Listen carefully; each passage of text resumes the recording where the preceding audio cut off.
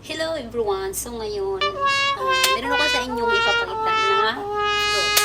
So, hindi ko alam kung anong pangalan nito pero parang yung pangalan nito ay nasa dulo. Parang free, parang ganun. So, hindi ko alam. So, ipapakita ko to sa inyo kung paano to buksan. So, sarili kong kung paano buksan. Okay, just wait. Ngayon, meron akong kutsilyo at saka dito. So, ipapakita ko sa inyo kung paano ba to buksan. Kasi alam nyo guys, ito, marami itong butong. So, saka yung kulay nito sa loob is red. Saka, siya, pag binuksan mo siya, dapat dandahan kasi para hindi kasi ma-juice to, marami itong juice. So, pag binuksan nyo to, matamis to na, matamis na parang sour. So, tingnan natin. Ganito ang pagbukas. So, hindi ko alam kung kasi ito yung dumating ako dito sa Amerika, first time ko ng ganito. Kasi nakikita ko na to dati sa ibang nag-YouTube. So, sabi ko, ano ba yun? Anong klaseng fruits yung parang sabi ko, parang ngayon ko lang nakita yun. Doon, nung dumating ako dito sa Amerika, ay sa Washington sa Amerika, pumunta kami sa market and nakita ko siya. Sabi ko, parang familiar sa akin yung ganito. Yung itong familiar. Tapos, sabi ko sa asawa ko, can I buy one? Tapos sabi niya, sure. Tapos, so, magpabila ko sa kanya ng isa. And then, ayun, pag uwi namin sa bahay, binuksan ko siya na sabi ko, ay, iba pala. Yung una ko siyang binuksan, sabi ko, parang, kasi ang daming ang buto, parang,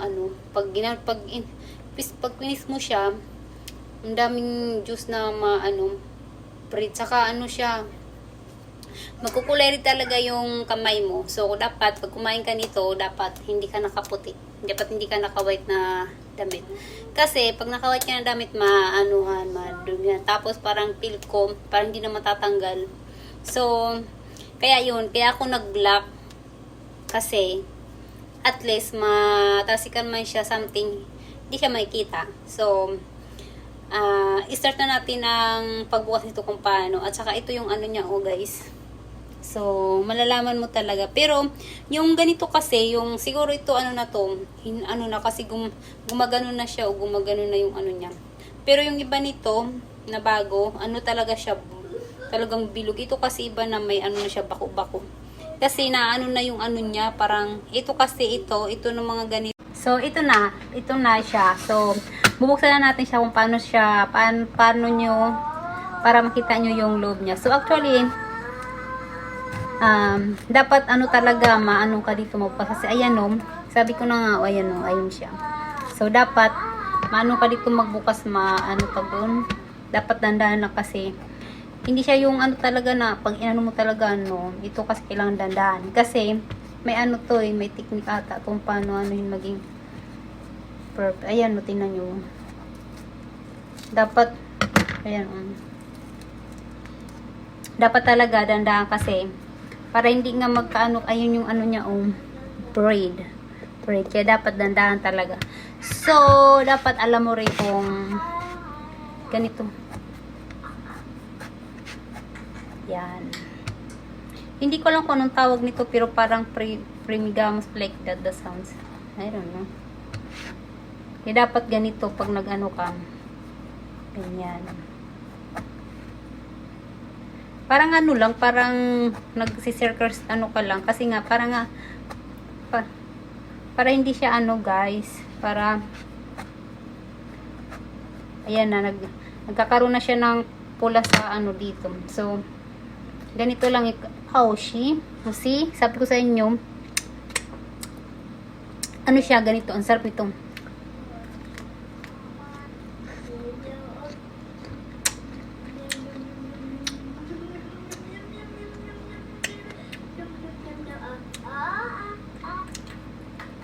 Ito siya. So, mabuto talaga siya, madami siyang buto. Kaya masarap siya guys. Kasi, alam niyo kung bakit. Maasim siya na matamis. Ayan Kaya nga dapat talaga, ang pag, ano kasi, yung iba kasi nito, pag, yung iba pag nagganito, talagang perfect nila na ano talaga pa, talagang walang ganito, talagang pag ginano nila.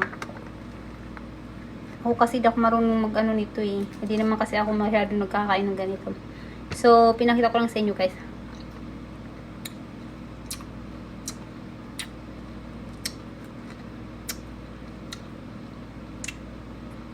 Ito, mga buto yan, mga buto. So, ito lang kakainin natin, ito lang kakainin na Royd. How are we eating? No. What is that? Hmm.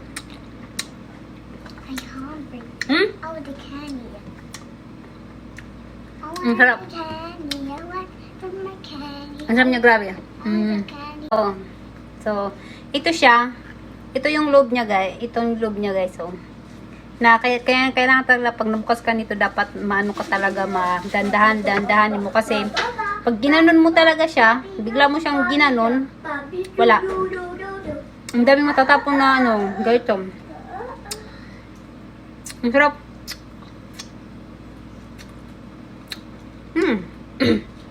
Para lang to sa may ano, siguro, hindi ko alam kung anong klaseng ano to, pero siguro nakakagugup nito. Yan siya, oh. Ang ganda niya. Ang ganda niya tingnan kasi alam niyo bakit. Parang ano siya, parang, ayan, oh, malagta. Sabi ko nga sa inyo, dapat pagkakain kayo nito, hindi yung damit niyo puti. Kasi,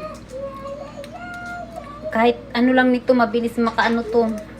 Ano ba tawag doon yung hindi na natatanggal sa puti pag nagkalat? Tip-tipin mo lang siya. Ang sarap. Nakalimutan ko pangalan nito, kung ano yung pangalan nito eh. Pero ang sarap niya, grabe. Mommy. I want the candy, Mommy. Sarap niya. So, ayun guys, kung gusto nyo malaman kung ano, napakasarap niya, sobra. Sobrang sarap. So, mamaya may gagawin lang ako saglit.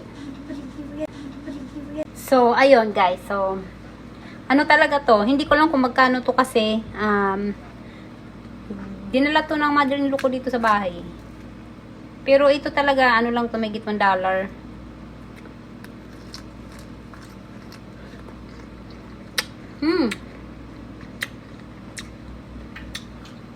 Ang sarap niya.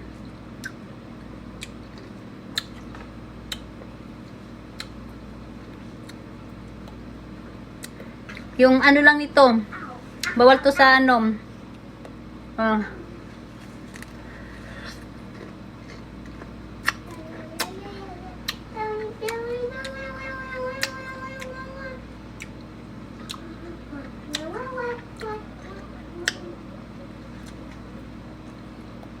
ang sarap niya, grabe.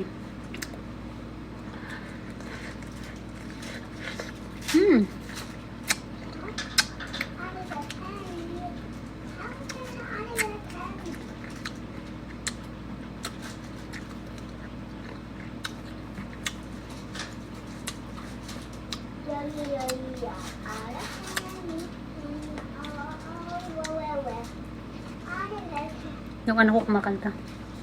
Ayan. Ayun yung kamay ko, tinan mo. Yung kamay ko maano na siya, maano na. May color na. Ayan no, guys, ganito yung loob niya. Parang ano siya, parang orange. Ay, parang ubas siya. Ayan no, parang ganito, parang grapes. Ayan. It's look so very beautiful. It's look like so beautiful. Look. It's look like the grapes.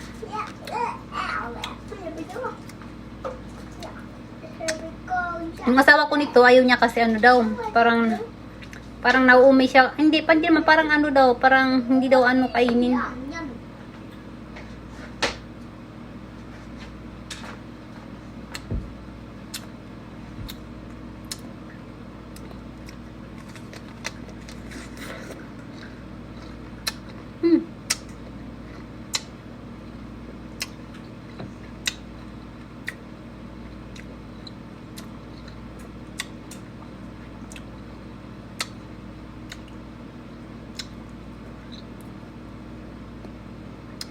Yung lasa niya kasi guys, hindi ko alam kung anong klaseng lasa niya. Basta, ang hirap i-explain. So, ito yung mga buto niya, Yan yung buto niya. Ang hirap i-explain yung lasa nito.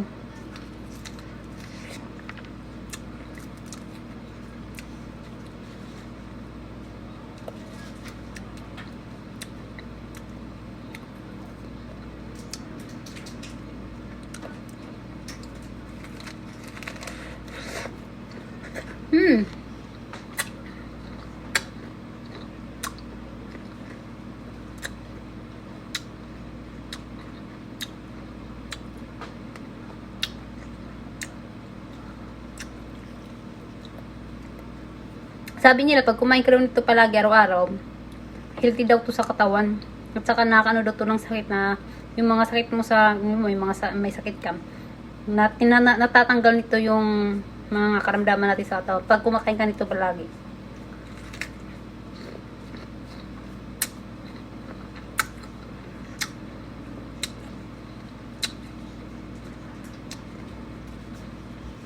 I'm sorry.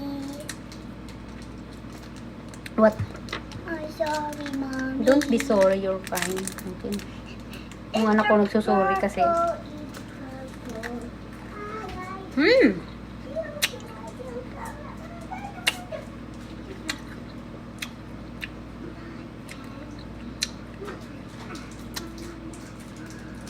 Alam nyo, kaya ko kumain ito ng 3.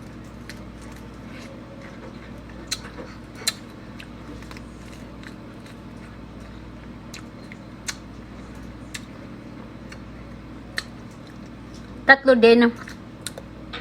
Then, hindi niyang, ano ko, yung ngipin ko tsaka yung lapi ko, kulay tsaka yung, ano ko, dila. Pag nag-toothbrush ka,